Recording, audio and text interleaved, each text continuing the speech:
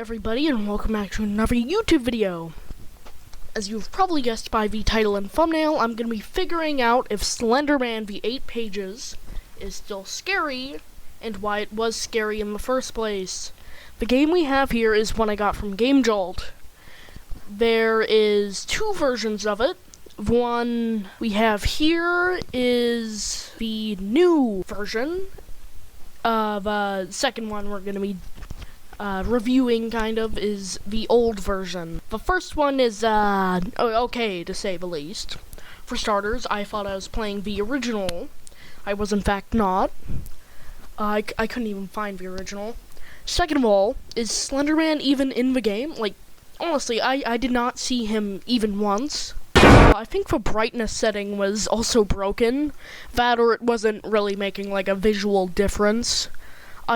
I had this game on max brightness because I don't often play horror games. The map selection was rather weird. There was forest, and there was winter, and so on. I think the other one was autumn. I think they were all the same map, just different seasons, except forest. I think that's, like, summer. This game was, like, one of those really bad mobile games where it's all, like, spooky sound effects. And then, like, you don't even see the monster, and then you just random death. When I died, I didn't even see the tall, spooky ruffian myself for the entire game up to that point. My earbud did fall out while playing, so maybe it was, like, a sound that would indicate that Slenderman is near you. Nope, I checked the footage afterwards. Not only was he not there, the only audio of him is heard when dying.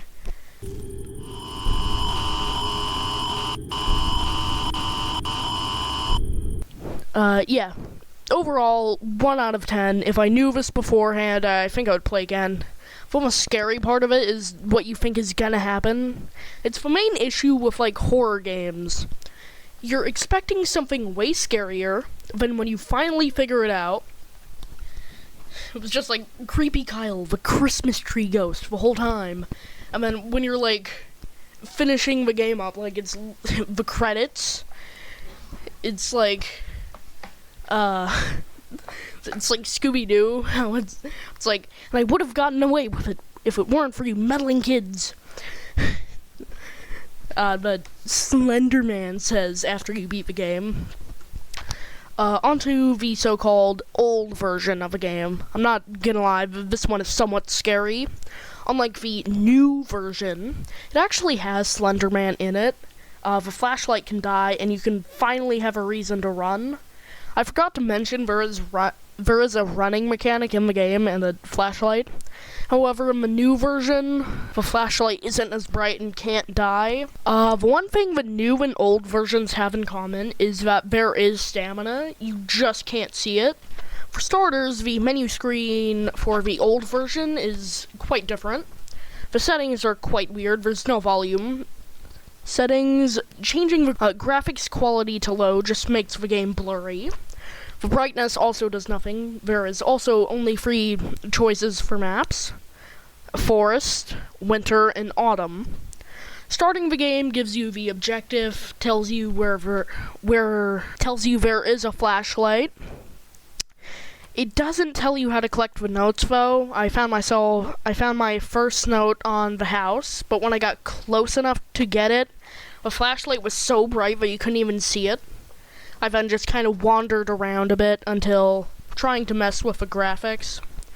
Before playing, like, I just practically played Ring Around the Rosie with a building. I just walked around loops. This is where you can start to feel, like, a little bit scared because you can see you can see the glitches in the camera, which normally happens when Slenderman is near, but I didn't see him at all. I then wandered some more. I then started to do a tactic that I used in the new version where I would run around the building map until I find something interesting. I found a building, then did another round of Ring Around the Rosie with it, found a rock, and kept wandering before I found another building. I realized I might be going in a loop before spotting another building. At this point, I started to relax until I found another note. So there is more than one. Then I found another one, and my flashlight started to die, so it just kind of flashes randomly. Then I started to wander again, found a couple of buildings, then found page 4, before beginning to wander again. Then I got scared the crap out of, because guess what? The man! The myth! The legend! Slenderman! Teleported directly in front of me, while making a loud noise. Twice. I then began to wander again before fixing my flashlight. Then he appeared a couple meters in front of me while making 2 jump scare noises and killing me. I was backing away. I think it was because I looked at him.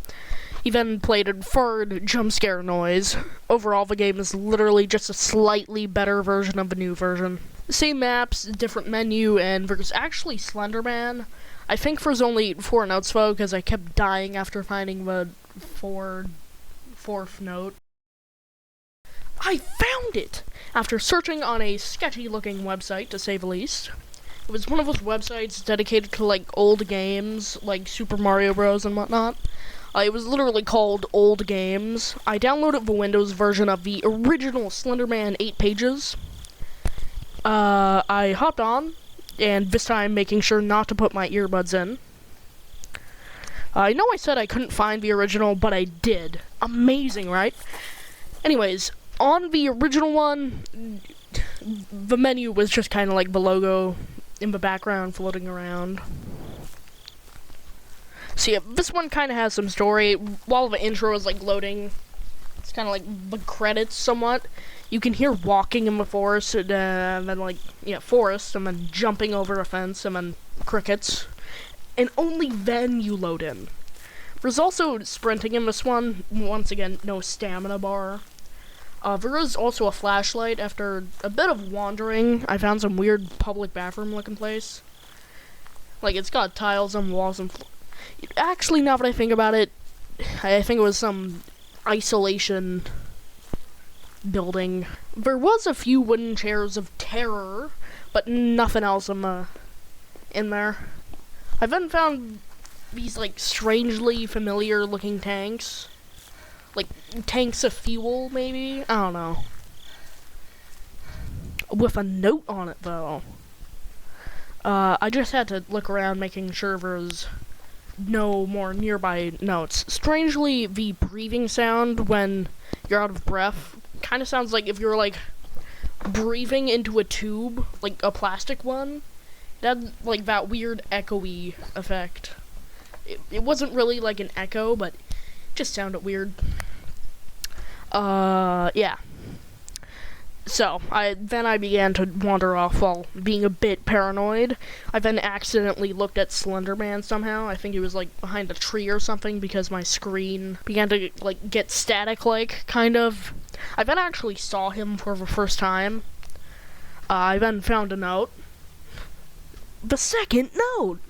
I then encountered him again, which actually kind of scared me. Not only because this was a spookier model of Slenderman,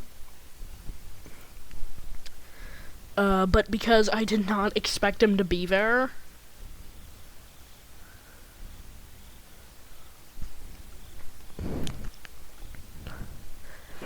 Yeah, it also made some weird, like, Hello Neighbor sounding jump scare. I then began to run/wander. I kept looking back because I kinda needed, like, a thumbnail with, like, Slenderman in it. Anyways, I then wandered my way back to the weird isolation place. I then died. I must say this game is better looking than the other ones, actually. The way that the flashlight acts with, like, the fog and trees makes you very paranoid that Slenderman. It's good for the fact that this is meant to be, like, scary because, like, this is, like, slightly possible, maybe. Like, you'll, like, think you see him and you'll look over there just to make sure you didn't. And you're like, oh, there's nothing. Then you look back. And you're like, whoa, I did not expect you to be there. And he's, like, literally just a couple meters ahead. So he like teleports there, and just scares the crap out of you because you did not expect it. Yeah. Not only that, the sounds and the fact that you sometimes don't see him also makes it even more scary. The death scene is also really good. It's super loud, so I'm kind of glad I didn't have my earbuds in, because I could literally hear this without them. And keep in mind, my volume is at 30%, so that really has to be loud. Overall, 10 out of 10. The game kind of like changes your expectations to be what the monster is, which makes it scary. Like, if you had a monster and you pictured like some giant octopus or something, but then it just turns out to be a guy in a green screen suit with a PNG of a fish on the green screen, you're not going to be scared after that. The reason you probably thought it was scary is because what you were being told or shown from a game or movie or show, like, makes you think it's scary. This game will make you expect exactly what you're gonna be scared by, but the scare itself is unexpected. Like, you're expecting the thing to scare you, but when you're being scared, it's unexpected. Not only that, it does it, like, soon enough that you're still trying to figure out what to expect. I can understand why people think this game is so scary, because it is.